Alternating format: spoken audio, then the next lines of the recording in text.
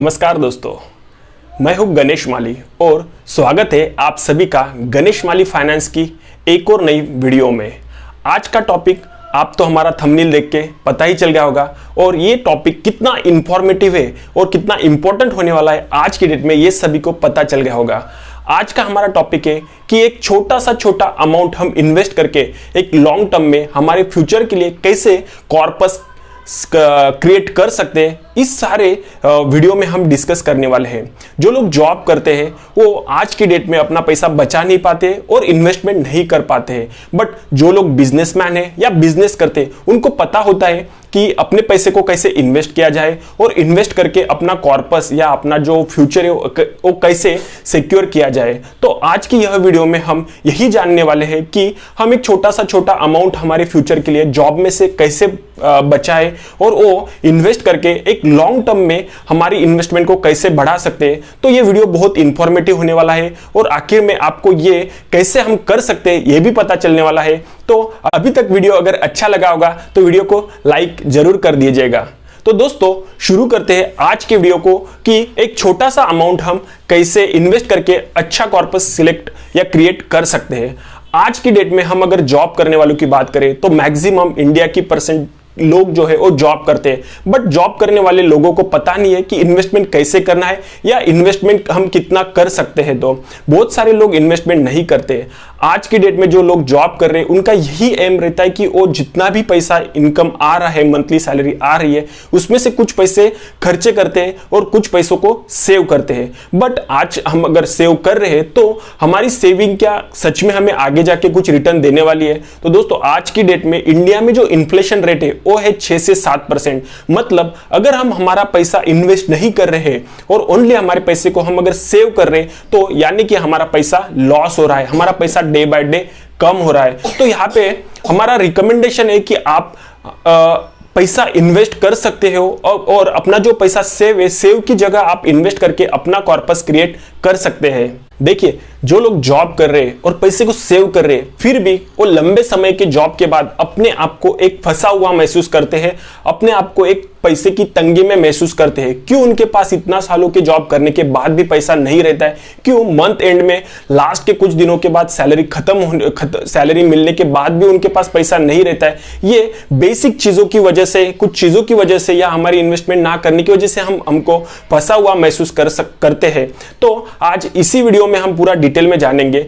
जो job class के लोग रहते हैं, जो जॉब करते हैं, तो उनका ये सोच रहता है कि मैं कुछ पैसा कमाऊंगा और मेरे पैसे को मैं सेव करूंगा, ना कि मैं इन्वेस्ट करूंगा। बट अगर हम हमारे पैसे को इन्वेस्ट नहीं करेंगे तो हम पैसे को लॉस करेंगे, पैसा हमारा बढ़ेगा नहीं। तो दोस्तों कभी भी हमने एक छोटे से छोटे अमाउंट से भी इन्वेस्टमेंट स्टार्ट कर सकते हैं। मैं ज्यादा अमाउंट की बात नहीं कर रहा हूं बिकॉज बहुत सारे लोग बोलते हैं कि हमारे पास पैसा नहीं, इन्वेस्टमेंट के लिए मनी नहीं है। बट मैं यहां पे आपको एक बताना चाहूंगा कि आप छोटे से छोटे अमाउंट से भी आपका इन्वेस्टमेंट स्टार्ट कर सकते हैं और वो आगे जाके एक लंबे समय के बाद आपको अच्छा रिटर्न देता है। बट आपको यहाँ पे लंबे समय तक इन्वेस्ट करना पड़ेगा, स्टे करना पड़ेगा। तो आप यहाँ पे इन्वेस्टमेंट की अगर हम बात करें तो अलग अलग स्कीम अवेलेबल है म्यूचुअल फंड में। आप इसके लिए म्यूचुअल फंड में एसआईपी थ्रू इन्वेस्टमेंट कर सकते हैं। अगर हम इन्वेस्टमेंट की बात करें तो आज की डेट में जो जॉब करने वाले लोग हैं उनका ये प्लानिंग होता है कि पहले हम जितने खर्चे हमारे महीने के वो सबसे पहले खर्चे कर लेते हैं और कुछ पैसा बचेगा तो फिर हम इन्वेस्ट करेंगे। ये सोच हम सोचकर चलते हैं, बट यहां पे आपने ऐसा नहीं सोचना चाहिए। सबसे पहले आपने जो भी एक अमाउंट डिसाइड कर लियो मंथली, तो आपका जब इनकम आता है, मंथली सैलरी आती है, तो आपने पहले वो इन्वेस्टमेंट करना है। उस अमाउंट को इन्वेस्ट करने के बाद जो पैसा बचेगा उस पे हमें खर्चे करने हैं। बट यहाँ पे मैक्सिमम इंडियन लोग जो है वो इसका उल्टा करते हैं, पहले खर्चे कर लेते हैं और वो सोचते हैं कि कुछ पैसा बचेगा तो हम इन्वेस्ट करेंगे। तो इस केस में क्या होता है ना, आपके पास पैसे बचते ही नहीं है और आप आखिर तक इन्वेस्टमेंट कर ही नहीं पाते। तो आप पहले आपका एक अमाउंट डिसाइड कीजिए कि आपको मंथली कितना इन्वेस्ट करना है और फिर उसमें आप एसआईपी थ्रू म्यूचुअल फंड में इन्वेस्टमेंट कर सकते हो। अब बात करते हैं रिस्क। दोस्तों जहां पे पैसे की बात आती है और वहां पे अगर हमें पैसा बढ़ाना है तो रिस्क जरूर आती है। और अगर हमें हमारे लाइफ में कुछ करना है, बेटर करना है, तो थोड़ा बहुत रिस्क लेना ही पड़ेगा। मैं ज्यादा रिस्क की बात नहीं कर रहा हूं, यहाँ पे आपको एक छोटा सा रिस्क लेना है। आपकी जो मंथली इनकम आ रही है उसमें से एक छोटा सा रिस्क लेके वो आप इन्वेस्टमेंट कर सकते हैं। अगर हमको अलग परफॉर्म करना है और हमें अगर फ्यूचर में ग्रोथ चाहिए तो आज की डेट में हमें एक छोटा सा रिस्क लेके हमारी इन्वेस्टमेंट जर्नी स्टार्ट करनी पड़ेगी। आप किसी भी म्यूचुअल फंड को सिलेक्ट करते हो तो आप एक म्यूचुअल फंड में इन्वेस्टमेंट करते हो तो आपका पैसा डाइवर्सिफाई हो जाता है। डाइवर्सिफाई मतलब क्या, वो म्यूचुअल फंड आपके पैसे को अलग अलग 50, 60, 70, 80 कंपनीज में लगाता है। तो ऐसा तो नहीं है कि एक ही टाइम 80 की 80 कंपनियां बर्बाद या दिवालिया हो जाएगी। हो सकती है एक दो कंपनियां ना चले, उसमें परफॉर्मेंस ना हो या दिवालिया निकल जाए, बट बाकी जो कंपनीज है वो अच्छा परफॉर्म करके आपको अच्छे रिटर्न दे सकती है। यहाँ पे एक ही कंडीशन रहती है, जब आप म्यूचुअल फंड जर्नी स्टार्ट करते हो तो आपको आपका टर्म में 10 साल, 15 साल या 20 साल सिलेक्ट करना चाहिए, ताकि कुछ उतार चढ़ाव भी आते हैं मार्केट में तो आपको लॉस ना हो सके। तो रिस्क है, बट अगर आप कैलकुलेशन करते हो और लंबे समय तक इन्वेस्ट रहते हो तो आपका ये रिस्क बहुत कम हो जाता है, नॉमिनल हो जाता है। अब बात करते हैं कि हाँ, हम तो निवेश करना चाहते हैं, बट हमने कितना निवेश करना चाहिए और कितने साल के लिए अगर हम निवेश करते हैं तो कितना अमाउंट हमें मिल सकता है। इसके लिए हम अगर छोटी से छोटी अमाउंट ले तो हम अगर 5,000 रुपए पर मंथ भी अगर निवेश करते हैं दोस्तों, तब भी हमारी 20 साल बाद एक अच्छा कॉर्पस क्रिएट कर सकते हैं। अब बात करते हैं कि कौन से म्यूचुअल फंड में हमने निवेश करना चाहिए। देखिए, यहाँ पे मैं आपको एक सलाह बताऊंगा कि आप मिड कैप कैटेगरी का जो भी म्यूचुअल फंड है उसमें इन्वेस्टमेंट कर सकते हो। अब बात करते हैं कि आपने कौन से म्यूचुअल फंड कैटेगरी में इन्वेस्ट करना चाहेंगे। यहां पे मैं आपको बताऊंगा कि अगर आप mid cap mutual fund category में इन्वेस्ट करते हो तो आपको यहां पे SBI mid cap, HDFC mid cap, उसके बाद कोटक मिड कैप, ये बहुत सारे bank related mid cap mutual funds available है।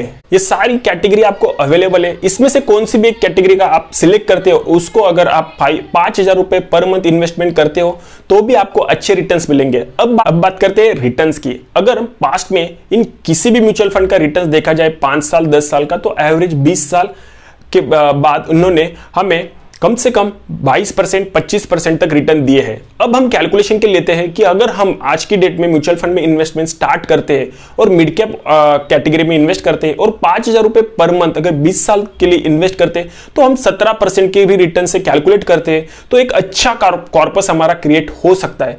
तो अभी हम बात करते हैं और समझते हैं कि हमें कैसे ये कैलकुलेशन करना है। आपको सबसे पहले चले जाना है एसआईपी कैलकुलेटर पे। एसआईपी कैलकुलेटर पे आप इन्वेस्टमेंट के लिए डाल सकते हो कि आपको 5,000 रुपए पर मंथ 20 साल के लिए 17% की रिटर्न के साथ कितना कैलकुलेशन होता है।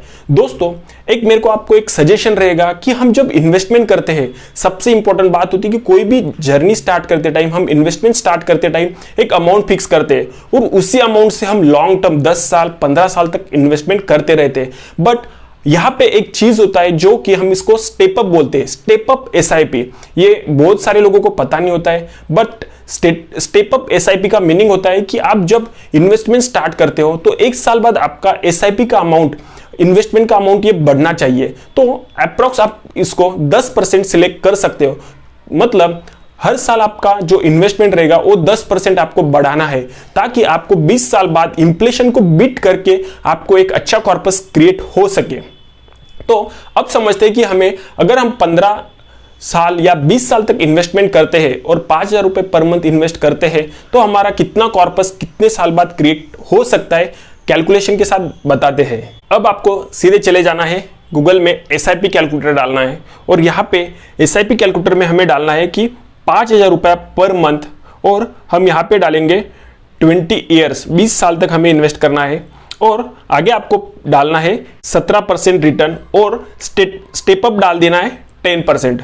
अगर आप इसको कैलकुलेट करोगे तो देखो दोस्तों, इन्वेस्टेड अमाउंट आपका हो जाता है यहाँ पे कि 34,36,000 रुपया, ओके। और आपका कॉर्पस क्रिएट हो जाता है 1,60,67,000। मतलब आप अगर 17% रिटर्न से कैलकुलेट करते हो तब भी आपको आपका जो टोटल अर्न हो जाता है वो होता है 1,25,31,000 रुपए। देखा दोस्तों, एक छोटे से अमाउंट के साथ अगर आप 15% से भी कैलकुलेट करोगे तब भी आपका अमाउंट 1 करोड़ से ज्यादा हो जाएगा। ये मीनिंग होता है कि आप अगर 5,000 से भी एक छोटे से अमाउंट से जॉब करने वाला पर्सन अगर सिलेक्ट करता है एसआईपी और 20 साल तक कंटिन्यू रहता है तो उसका एक अच्छा कॉर्पस क्रिएट हो जाता है। तो आप सभी को आपका फ्यूचर प्लानिंग सिलेक्ट करके, फाइनेंशियल गोल सिलेक्ट करके कितने साल बाद आपको कौन सा गोल आ सकता है, बच्चों की पढ़ाई, बच्चों का शादी हो गया ये सारा, या खुद का रिटायरमेंट प्लानिंग हो गया, इसके हिसाब से आप कैलकुलेट करके आपका म्यूचुअल फंड अमाउंट सिलेक्ट करके 20 साल तक, 15 साल तक इन्वेस्टमेंट कर सकते हो। तो आशा करता हूं दोस्तों यह वीडियो आपको अच्छी तरह से समझ आई होगी। कुछ भी आपको कंफ्यूजन है तो आप मुझे कमेंट बॉक्स में कमेंट जरूर कर सकते हैं, मैं रिप्लाई जरूर करूंगा। और दोस्तों वीडियो अगर अच्छी लगी होगी तो वीडियो को लाइक एंड शेयर जरूर कर दीजिएगा। इस चैनल पे आप लोग अगर नए हैं तो आप इस चैनल को प्लीज सब्सक्राइब कर दीजिए। ये वीडियो आपके कोई रिकमेंडेशन नहीं था, ओनली आपको एजुकेशन पर्पस के लिए बनाया गया था। मिलते हैं और एक नई वीडियो में और एक इंटरेस्टिंग टॉपिक के साथ, तब तक के लिए आपको नमस्कार।